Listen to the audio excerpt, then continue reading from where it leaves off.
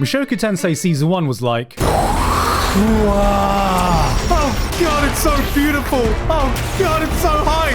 Oh god! Bread! And now Season 2 was like... Alright, let's see what Rudius is getting up to now. How's it going? My name is Otis Never Soft again, and recently I was diagnosed with erectile dysfunction. Oh. He ain't getting up to anything. Are you waiting to receive my limp penis? When you've watched anime for a long enough time, you start to think you've seen it all. The same tropes, the same plot developments. It starts to become rare for a series to explore something you haven't seen some iteration before. So color me surprised when Mushoku Tensei returns, coming off the back of introducing one of the most immersive worlds and genre-defining stories in isekai to go, hey, want to see what happens when the hero can't get his PP hard? Doesn't work. We've had some banger anime this year exploring some pretty unique topics. Oshinoko highlighting the darker sides of the entertainment industry, Hell's Paradise introducing us to a beautiful but deadly world, Zom 100 giving us the joyous fantasy every wage slave needs, Mashal, Heavenly Delusion. I'm about to try and convince you all that a guy attempting to get a hard on for 12 episodes tops all that. But before that, a word from today's sponsor. Guys, did you know that 1 out of 10 men are likely to suffer from erectile dysfunction over the course of their lives? You may feel like there's nowhere to turn to, but thanks to today's sponsor, Mushoku Tensei, boneless reincarnation, that's a thing of the past.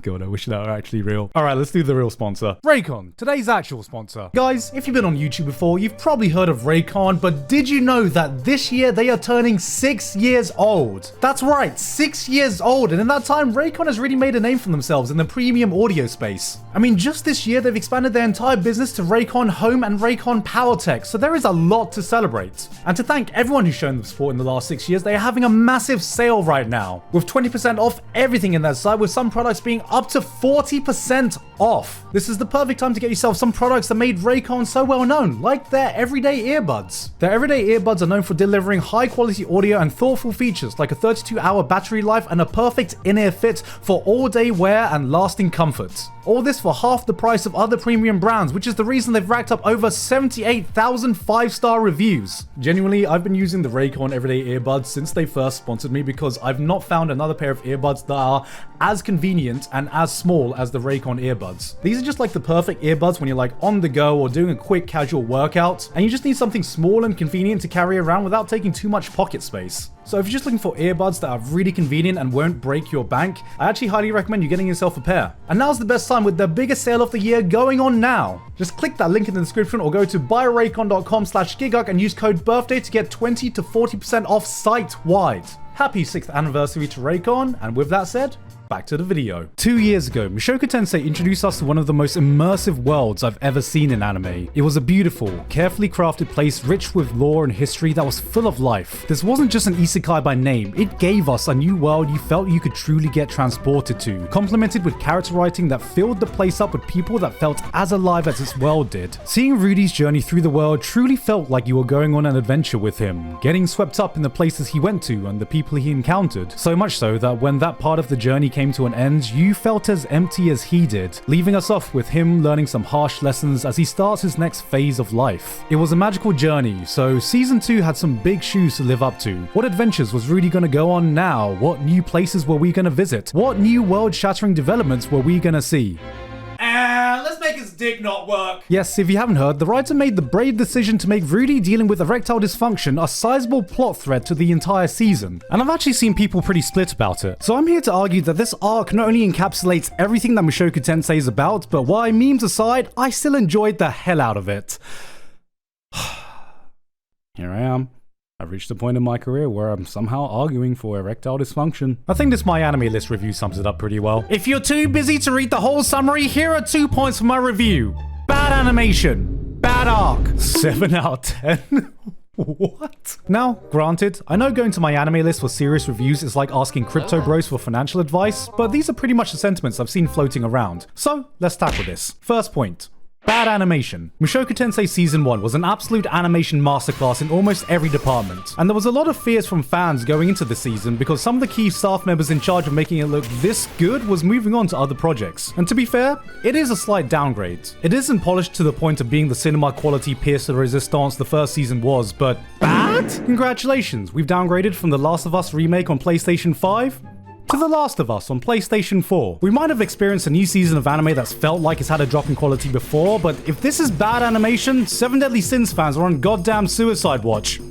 If they aren't already. Considering the production of this took half the time and we didn't have to wait 3 more years in between seasons, I am more than happy if this is going to be the quality going forward, because Mushoku Tensei was never just about the amazing animation. Which brings me to the next point. Bad arc. Today's topic, I'd like to talk about how to fix limp mode. Alright, this one might take a little longer. Obvious PP memes aside, I think a big turnoff people have had is that there just weren't a lot of major developments. This was a season that really slows things down and takes some time to explore its own characters. There are some new interesting lore drops that set things up for future events, but like Vinland Saga earlier this year, the pacing crawled to a standstill in favor of Rudy living his life as a young adult now and being more flaccid than Oedipus waking up in an orphanage. But well, Vinland Saga already proved that you can completely change things up and turn into a slow-paced character drama, and people can still come out of it acknowledging that it's a goddamn masterpiece. So, what's the difference? Well, Thorfinn's character arc never led to this.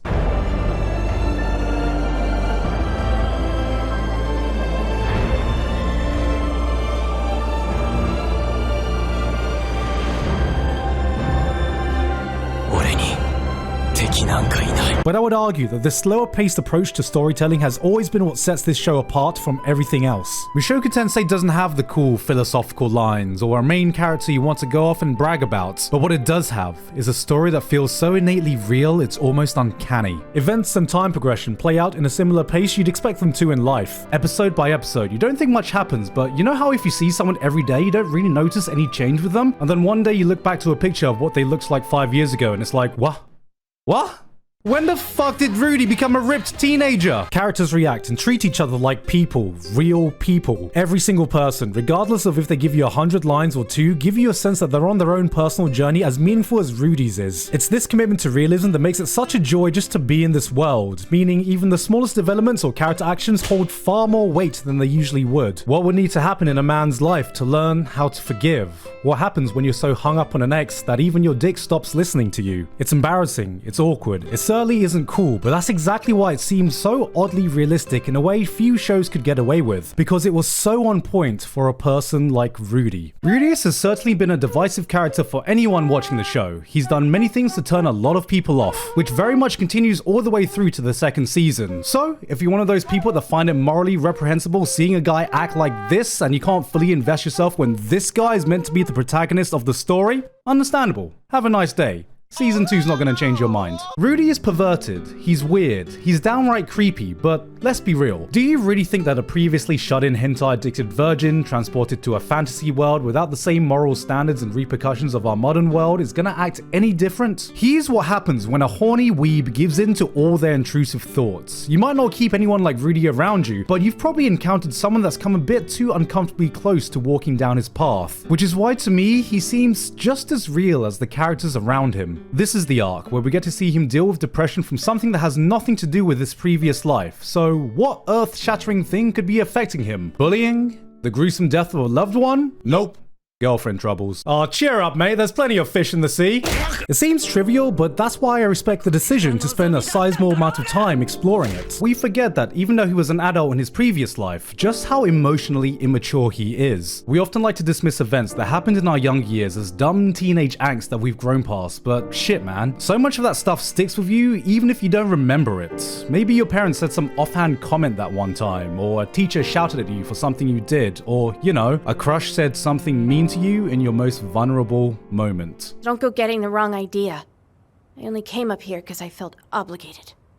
You what? It's moments like these that can shape the way you act going into adulthood, and you probably don't even realize how much you internalized it until it's way too late. And you can see this through every phase of Rudy's struggle with the scars he's carried on from not just his previous life, but the one he has now as well. Guys, in our most loneliest and desperate moments, we'd like to think that we're fucking Ryan Gosling in our mind's eye, sexily brooding by ourselves in a dark corner, but let's be honest, we're probably closer to Rudy in our darkest times. At first, he just keeps to himself and just deals with it, finds other things to distract him, gets called out, doesn't say anything, eventually lashes out, tries to forget his frustrations with the girl, makes things worse, alienates the people around him before erupting in the most toxic and self-destructive way possible. You're the worst. I never want to see your face again.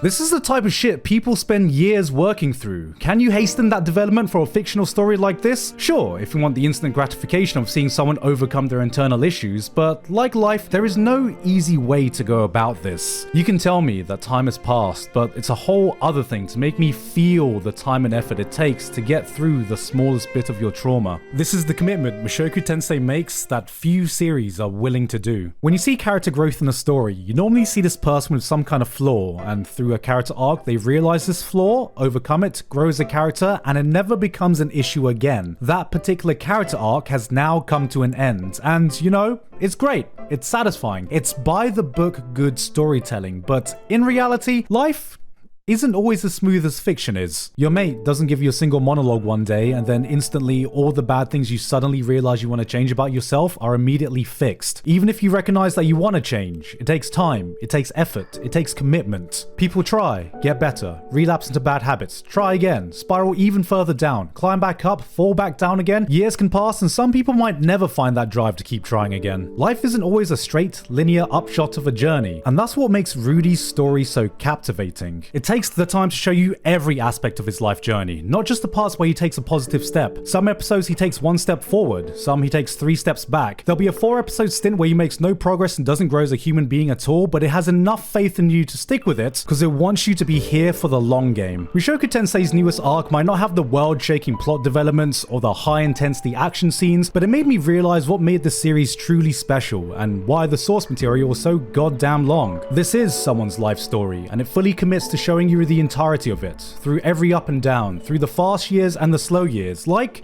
life itself. And because of that, it feels so intimately realistic. You forget that this is a fictional story set in a made-up world. At some points, it felt like I was watching a real biography about a person that really existed. Sometimes I thought it had more in common with an episode of Terrace House that just happened to be set in another world than your typical fantasy story. That's the immersive power this series has, the only series I've ever encountered, that can simultaneously drop my jaw to the floor at a near-death experience while also making me feel genuine emotional gratification at the sight of a bro popping a boner. By the end of this arc, Rudy still might not be a good person. He might not be the protagonist that deserves our cheers just yet. But you know what? It still feels good to see a guy get even the smallest W in their lives when they worked hard to get it. And that, ladies and gentlemen, is why erectile dysfunction is the greatest thing to happen to storytelling in the history of isekai.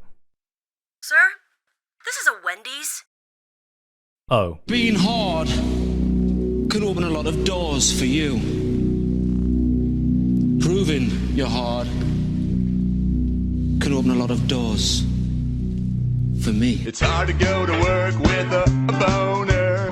Hey guys, hope you enjoyed the video. Thank you very much this month to Alpha Sigma, Author Curtis Eckstein, Basil, Dysfunctional Degenerate, Ivido, Lavados, Flabberwocky, Misaka12315, Hayne Patchett, Pony Stark, Walter Geist VT, and everyone else on my Patreon for helping to support me for this month and making this video possible. Yes guys, as you can see, I'm finally back in Japan and it looks like this time I'm actually going to be staying here for a reasonable amount of time. No more traveling for a while, thank God. So aside from the stuff I'm doing on this channel, I'm probably going to pick up streaming again, so you can catch me at twitch.tv/Gigguk whenever I have time to stream. Or you can catch my highlights channel or VODs channel if you want to watch it on YouTube. Anyway though, that's been it for me for today. I've been Gigguk, and I'll see you all next time.